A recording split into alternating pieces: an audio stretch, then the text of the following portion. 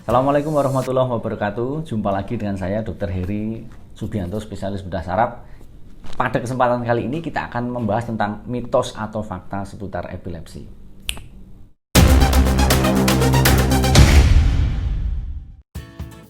Oke, mitos pertama. Banyak dipercaya di masyarakat bahwa epilepsi itu terjadi karena kerasukan roh jahat, sehingga pasiennya harus dipasung, dibawa ke dukun, dikasih jampi-jampi, disemprot, kayak gitu. Nah, bagaimana faktanya? Faktanya ternyata bahwa epilepsi itu bukan karena kerasukan roh jahat. Itu adalah mitos yang berkembang lama sejak berpuluh-puluh ribu tahun yang lalu. Sebenarnya sudah tertulis bahkan di salah satu buku yang tersimpan di museum di Inggris sana, itu tertulis bahwa epilepsi itu karena pengaruh roh jahat. Itu mitos yang lama. Yang benar itu adalah epilepsi bukan karena pengaruh roh jahat, tetapi karena ada sesuatu di dalam otaknya itu. Ada aliran listrik di otak yang tidak stabil, dan itu membuat ketidakseimbangan di area otak, listriknya tidak stabil, sehingga timbullah kejang atau epilepsi jika kejangnya terus-menerus muncul. Seperti itu. Mitos berikutnya adalah epilepsi itu adalah merupakan gangguan kejiwaan sehingga harus dirawat di rumah sakit jiwa. Nah, ini sebenarnya juga tidak benar. Seperti yang sudah saya sampaikan tadi, bahwa epilepsi itu terjadi kerusakan pada area otak tertentu sehingga menimbulkan gelombang listrik yang tidak stabil. Makanya kita harus mencari area otak mana yang konslet ini, yang tidak stabil ini, daerah mana, itu yang harus kita cari. Dengan apa? Dengan satu semiologi. Semiologi itu bentuk sebelum kejang itu seperti apa munculnya itu. Apakah langsung geblak, kejet-kejet, ataukah dia diam dulu pasiennya, ada aura dulu dia tahu mau kejang, kemudian dia diam, impair awareness, tidak kontak dengan sekitar, kemudian mulai matanya melirik ke satu sisi, misalkan mukanya melirik ke satu sisi, kemudian kejet-kejet seperti itu namanya semiologi. Jadi kita tahu dari semiologi. Yang kedua dari EEG. Dari EEG akan muncul gelombang abnormal otak. Di area otak mana? Apakah depan, samping, atas, atau belakang? Ya. Yang ketiga, kita cari dengan pemeriksaan neuroimaging. Apa saja neuroimaging? Yang paling banyak tersedia saat ini adalah MRI. Yang paling bagus memang MRI 3 Tesla, tapi kalau tidak ada 1,5 Tesla juga bisa, tetapi harus mengikuti protokol untuk screening epilepsi. Jadi dari ini semua nanti akan membuktikan bahwa epilepsi bukan karena penyakit kejiwaan, tetapi karena ada sesuatu di otak, dan kita harus cari ini, kita harus cari. Kadang di MRI mungkin tidak kelihatan, tapi kita ulang lagi MRI-nya dengan potongan khusus, protokol khusus, bisa kelihatan nanti ada area otak yang abnormal. Kalau MRI tidak bisa, kita masih punya tingkatan berikutnya, PET scan, SPECT scan, MAC scan, tapi MAC belum ada di Indonesia, jadi kita bisa dengan PET dan SPECT. Nah, mungkin berikutnya ada yang bertanya, loh dok, kalau kita lihat pasien epilepsi itu kok akhirnya kok jadi depresi, murung, mengunci diri. Nah, memang karena jika epilepsi itu terus-menerus muncul, tidak bisa dikontrol baik dengan obat atau dengan operasi, atau tidak minum obat sama sekali misalkan, maka akan muncul gangguan kejiwaan. Dari penelitian memang dibuktikan bahwa mereka yang mengalami epilepsi yang kronis, mengidap epilepsi yang lama bertahun-tahun itu, tanpa dikontrol dengan baik, itu ketebalan mantel otaknya akan menipis. Kemudian kabel-kabel penghubung antar area otak, kita bilangnya itu vasikulus itu juga akan menipis juga. Terlebih lagi mereka yang mengalami gangguan epilepsi temporal misalnya, jadi yang sumber kejangnya di temporal. Temporal itu dekat sekali dengan area kognitif kita, kepribadian kita. Maka kalau di situ timbul konslet yang lama berlebihan, lama-kelamaan kognitifnya, psikisnya juga akan ikut terganggu. Jadi ini ibarat lingkaran setan. Makanya kalau epilepsi harus dikontrol, minum obat teratur. Kalau masih kejang harus kontrol ke dokter, ditambah obatnya misalkan seperti itu. Kalau dengan 2 obat masih tetap kejang juga, harus dicari tahu di mana sumbernya. Kalau ternyata dengan operasi kira-kira bisa memberikan manfaat, harus dilakukan tindakan operasi. Jadi kejiwaan, epilepsi erat terkait satu sama lain seperti lingkaran. Epilepsinya dikontrol dengan baik, kalau enggak nanti bisa muncul gangguan kejiwaan.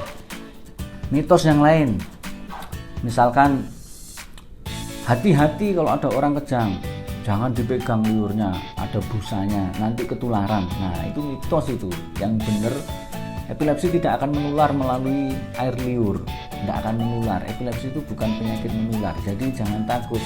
Justru kita harus menolong kalau mereka sedang kejang, ada busa yang keluar, ada liur banyak yang diproduksi, kita harus miringkan, kita usap dengan sapu tangan. Tentunya kita harus memakai perlindungan diri ya, kalau itu bukan saudara kita atau bukan family kita, pakai perlindungan sarung tangan, diusap, dibuang busanya, liurnya dihilangkan agar tidak masuk ke dalam paru-paru penderita epilepsi.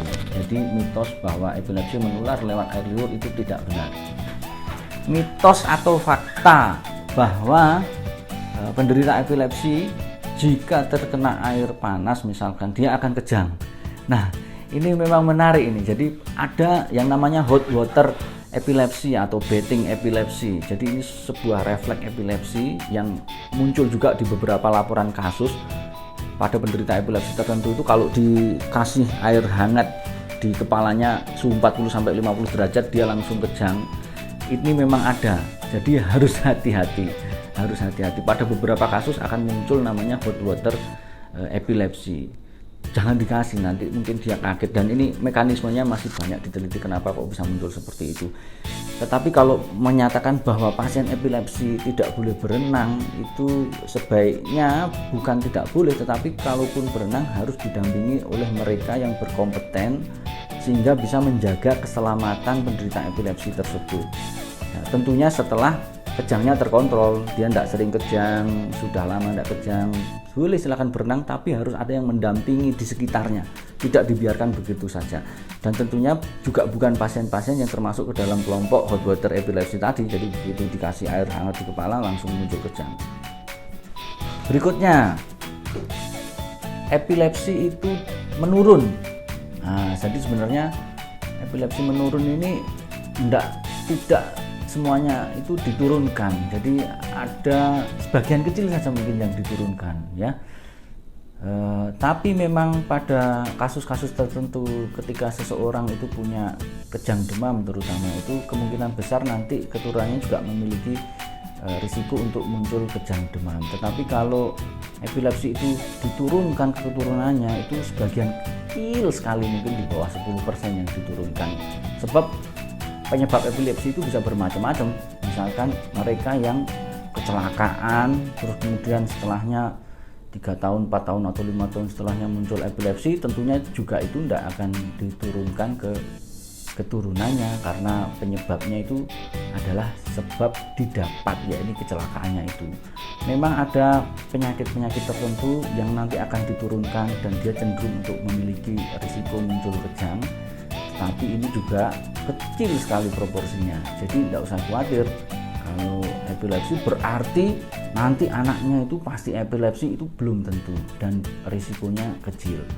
Banyak pemeriksaan genetik yang bisa dilakukan untuk mencari tahu penyebab epilepsi, tetapi kita harus tahu juga bahwa kenapa kok sampai muncul defek genetik ini, itu juga bisa bermacam-macam. Salah satunya karena mutasi sporadis.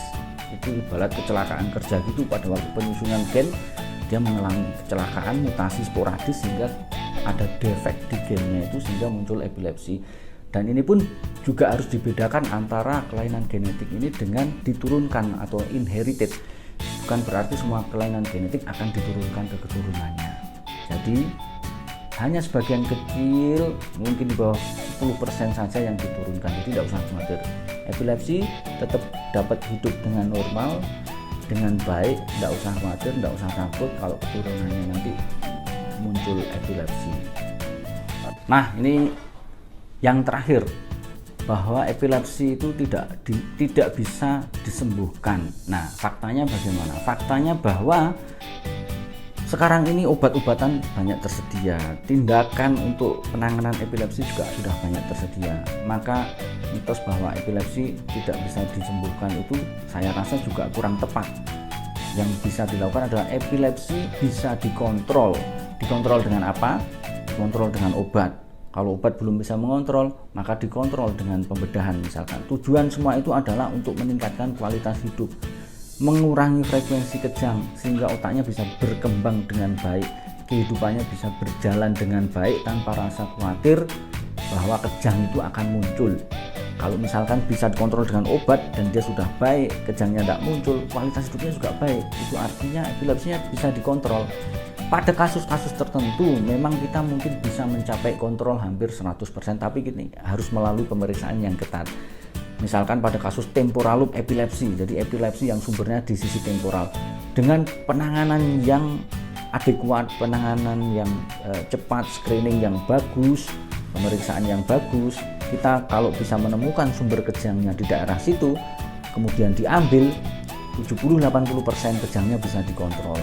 Bahkan pada kasus tertentu mungkin bisa sampai 40% itu obatnya itu bahkan bisa menurun atau bahkan bisa dikurangi atau tidak minum obat sama sekali. Tentunya berdasarkan hasil patologi, anatomi, apa itu yang substrat yang diambil itu hasilnya apa.